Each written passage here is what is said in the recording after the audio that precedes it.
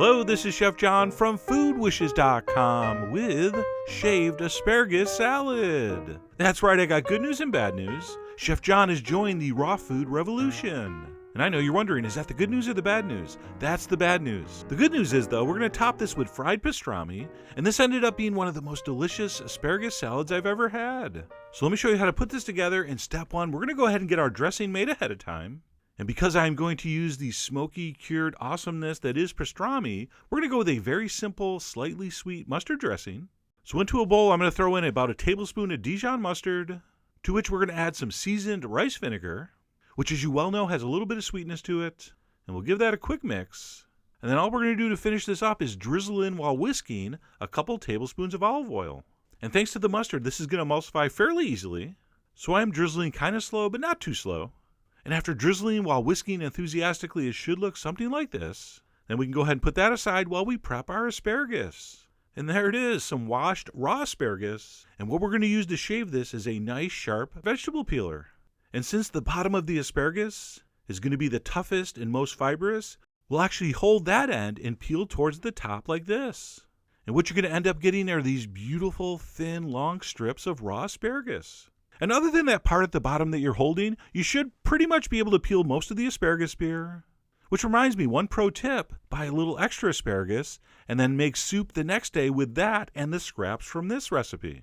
Oh, it's the perfect system. But anyway, we're going to continue peeling until we have a nice tangle of asparagus shavings, which we're going to go ahead and transfer into a bowl where we will begin the dressing process. By the way, only do this step if you're ready to eat. All right, this is not something you can dress ahead of time. But anyway, assuming we are ready to eat, we're going to go ahead and throw in a big pinch of salt, very key, a little touch of cayenne, just a little touch, along with some freshly ground black pepper, and then just enough of our mustard dressing to coat.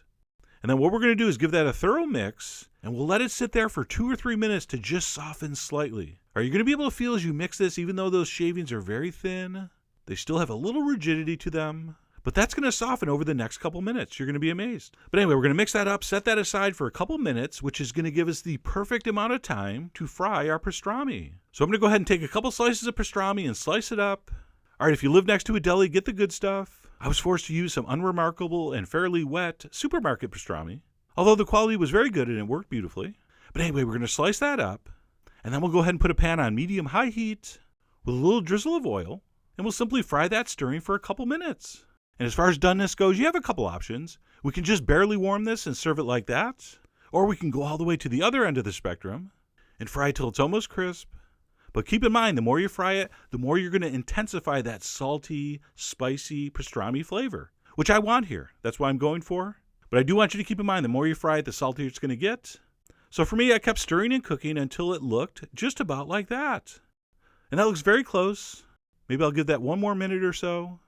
And when you think your pastrami is getting close to where you want it, we'll go ahead and plate up our shaved asparagus, which, as you can see, has wilted a little bit. It's still nice and bright and fairly crisp, but it's just relaxed a little bit, kind of slumped down a little bit. So that's perfect right there.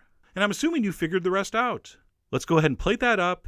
What we're going for is artfully unarranged. So arrange it, but don't make it look like you tried to arrange it. You know, kind of like a Russian election. And then, of course, to finish, we're going to go ahead and top it with our fried pastrami. And as I put the last few pieces of pastrami on top, I was thinking, what should I garnish this with? And the rule of thumb is if you can't think of anything within 5 seconds, you do not need a garnish. All right, kids, so remember that. That's the other 5-second rule. So I decided to serve it as is, and that shaved asparagus salad with fried pastrami and mustard dressing is done. And as I dig in here, I'm fairly confident in saying, if you like asparagus, you're going to love this. And by love, I mean go nuts for. It is so delicious. And the spice notes in that pastrami, the black pepper, and the coriander work perfectly with this vegetable. And of course, the contrast between the temperatures of that cold raw salad and the fried meat on top, just nothing short of fantastic. But anyway, that's it. Asparagus should be fairly abundant right now. And eventually you're going to get tired of eating it in those same old ways. And hopefully when that happens, you remember this. So I really do hope you give this a try. Head over to foodwishes.com for all the ingredient amounts and more info as usual. And as always, enjoy.